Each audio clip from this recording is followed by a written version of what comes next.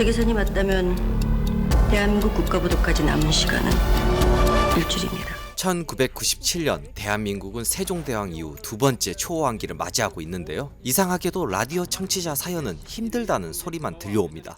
오빠네 회사에서 월급을 안 준다고 하네요. 아저씨, 이게 무슨 프로예요? 그리고 정말 국가부도 사태가 벌어집니다. 영화 국가부도의 날은 우리가 너무나 잘 아는 1997년 외환위기 그날을 배경으로 벌어지는 이야기인데요. 여러분은 이 날을 어떻게 기억하시나요? 당시 저는 당연히 직장을 다닐 나이는 아니었기 때문에 그런 일을 당하진 않았지만 제 주변에는 참 많은 분들이 직장을 잃고 집을 팔고 힘들어했습니다. 그야말로 국민 부도의 날이라고 불러도 될 정도로 처참했는데요. 1997년 외환위기를 쉽게 말하면 외국인 돈을 빌려서 기분 좋게 펑펑 잘 쓰다가 갚지 못해서 벌어진 일입니다. 달러가 정말 중요하다는 걸 온 국민이 각성한 날이라고 봐도 될 것 같네요. 이를 두고 우리는 1997년 외환위기라고 배우게 됩니다.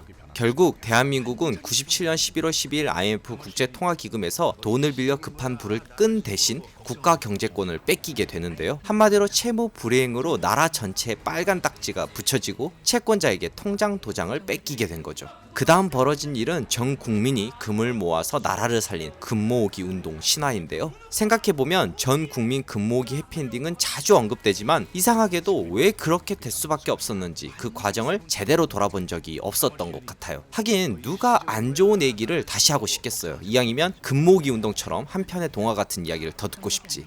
그래서일까요? 영화는 하나의 커다란 사건을 터뜨리는 방식으로 충격을 주기보다는 외환위기 뒷이야기를 각기 다른 상황에 놓인 3명의 인물을 통해 영화로 재구성해 들여다보고 있습니다. 같은 날 다른 상황에 놓인 3명이 어떻게 대처하고 변해가는지를 보는 것만으로도 흥미롭게 말이죠. 한국은행 통화정책팀장 한시연, 금융인 윤정학, 중소기업 사장 갑수. 이 3명의 인물은 직업만 봐도 다릅니다. 한국은행 한시연 팀장은 이미 외환위기 사태를 예측하고 상부에 끊임없이 보고서를 올린 사람인데요. 근데 아시죠? 꼭 이런 건 닥쳐야 하는 거. 결국 국가부도 일주일 전에 이르러서야 제대로 보고가 됩니다. 이미 늦었지만 말이죠. 그래도 어떻게든 가난한 사람은 더 가난해지고 실업이 일상이 되는 세상을 막기 위해 노력하는 인물입니다. 아직 분위기 파악이 안 되지. 언제 터질지 몰랐던 폭탄에 불 붙인 거라고 니들이. IMF는 안 됩니다.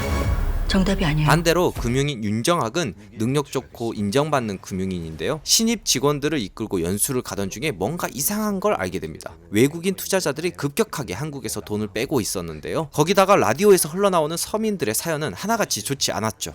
그리고 인생을 걸고 베팅하기로 하는데요. 달러를 미리 사서 돈을 벌고 그 수익으로 저렴하게 나온 부동산을 구입하며 순식간에 벼락부자가 되는 인물입니다. 내 인생이, 내 계급이, 내 신분이 싹 다 바뀌게 되는 순간이야. 중소기업 사장 갑수는 대체적으로 당시 자영업을 하며 꿈을 꾸는 일반 서민에 가까운 인물인데요. 마침 큰 하청 물량이 들어오면서 꿈에 부풉니다. 하지만 생각지도 못한 큰 기업들이 무너지면서 그 짐을 떠안게 되는데요. 우리 주변 이웃, 친구, 삼촌 그리고 아버지가 아마도 그렇게 무너졌겠죠. 그래도 어떻게든 이 상황을 버텨보려고 합니다.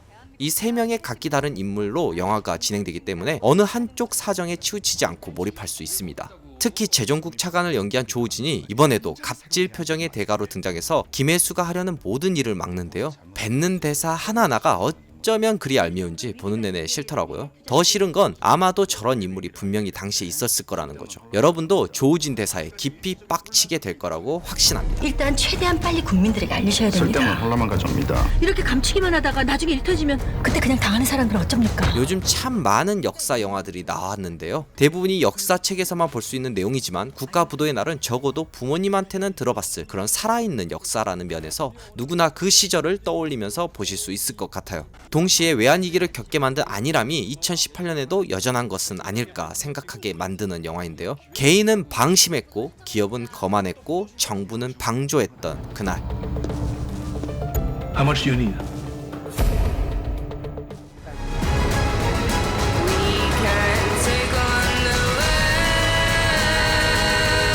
오늘 소개한 신작 영화는 국가부도의 날이었습니다.